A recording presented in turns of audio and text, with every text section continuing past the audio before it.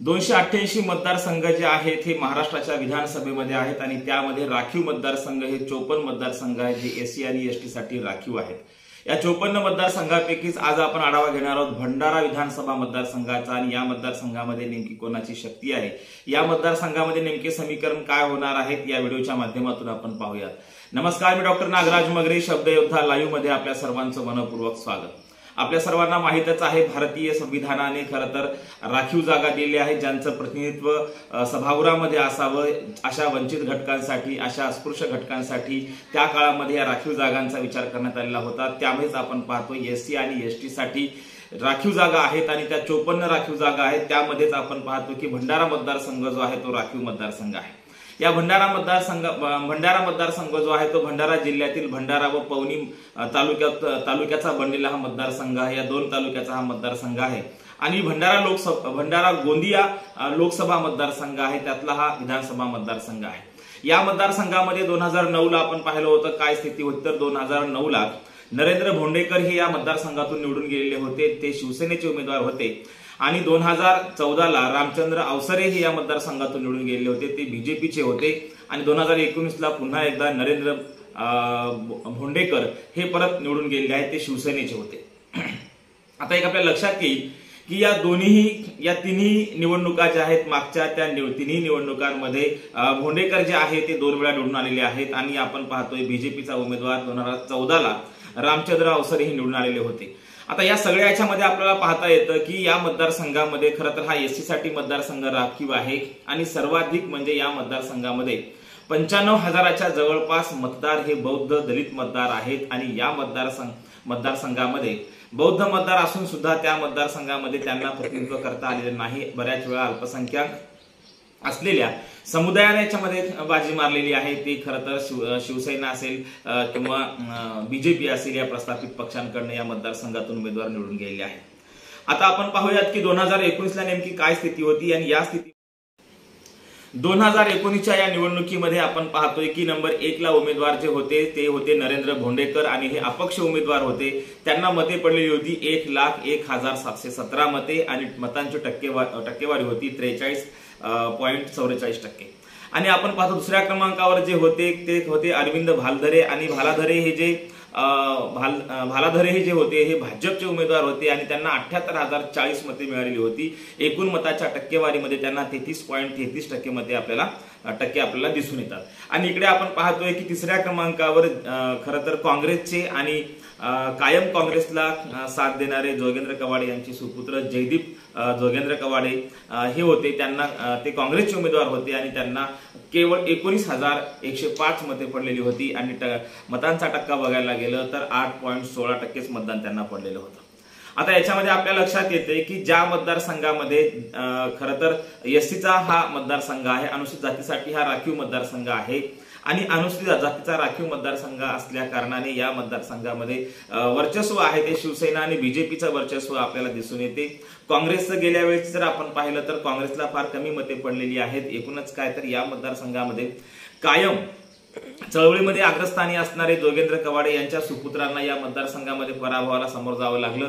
खरं तर आंबेडकरी चळवळीमध्ये काम करणाऱ्या जोगेंद्र कवाडे असतील, बाळासाहेब आंबेडकर असतील, इकडे आठवले साहेब असतील किंवा आपण पाहतोय की गवई असतील, आता ह्यांच्या नंतरची पिढी ही राजकारणामध्ये येत आहे। त्यापैकीच कवाडे यांचे सुपुत्र जयदीप कवाडे हे या मतदारसंघातून उभे होते, परंतु त्यांना यश आलेलं नाही। तिसऱ्या क्रमांकाची त्यांना मते पडलेली आहेत आणि तेही फक्त 19,105 मते त्यांना पडलेली होती। एकूणच काय तर या मतदारसंघामध्ये प्रस्थापित राजकीय पक्ष जे आहेत त्यांच्याच उमेदवारांना या मतदारसंघामध्ये मतदारांनी देखील पसंती दिलेली आहे। या मतदारसंघामध्ये खरं तर 95,000 मतांचा गठ्ठा हा बौद्धांकडे आहे, परंतु या मतदारसंघामध्ये कुठल्याही आंबेडकरवादी पक्षाला वंचित घटकांना सत्तेमध्ये घेऊन जाता आलेलं नाही किंवा त्यांना उमेदवारी या मतदारसंघातून दिलेली असली तरी त्यांना मतदारांनी स्वीकारलं नाही, ही खरं तर शोकांतिका आहे। आणि आपण पाहतोय की तेली समाज या मतदारसंघातला निर्णायक समाज आहे आणि तो समाज ज्यांच्या पारड्यात मते टाकतो स्वाभाविकपणे त्यांचाच आमदार होतो आणि आतापर्यंत आपण पाहतोय शिवसेना, बीजेपी आणि शिवसेना म्हणजे हेच चक्र त्या ठिकाणी गेल्या तीन टर्म मध्ये आपल्याला दिसून येते। आणि काँग्रेस आपण पाहतोय गेल्या वेळी अगदी कमी मताने म्हणजे इथं आपल्याला डिपॉझिट देखील त्यांना सांभाळता आलेलं नाही, अशा प्रकारची परिस्थिती त्या मतदारसंघामध्ये होती. ठाकरे गटाचे खरं तर आता आपण पाहतोय या 2024च्या निवडणुकीला काय होणार, तिकडे नरेंद्र पहाडे देखील या मतदारसंघामध्ये इच्छुक आहेत आणि हिंदू दलित मते असतील, ओबीसी मते असतील, बौद्ध मते असतील, ही जी मते आहेत ही विभागत आहेत आणि विभागल्यामुळे बऱ्याच वेळा या मतदारसंघामध्ये खरं तर आंबेडकरवादी पक्षांना यश मिळत नाही किंवा प्रस्थापित पक्षच्या मतदारसंघामध्ये बाजी मारतात. एकूणच काय तर आता आपण पाहतोय की मग ही निवडणूक नरेंद्र भोंडेकर यांना कशी जाणार आहे, तर स्वाभाविक आहे की ही निवडणूक आता नरेंद्र भोंडेकर यांना सोपी नाहीये, कठीण जाणारी निवडणूक आहे. कारण आता आपण पाहतोय की सगळे सूत्र बदललेले आहेत, समीकरणं बदललेली आहेत. इकडे मराठा आरक्षणाचा प्रश्न आहेच, परंतु तिकडे आपण विदर्भामध्ये जेव्हा पाहतो तेव्हा मात्र तिथला ओबीसी मताचा गठ्ठा कोणाच्या पारड्यामध्ये पडतो हे देखील पाहण्यासारखं असणार आहे.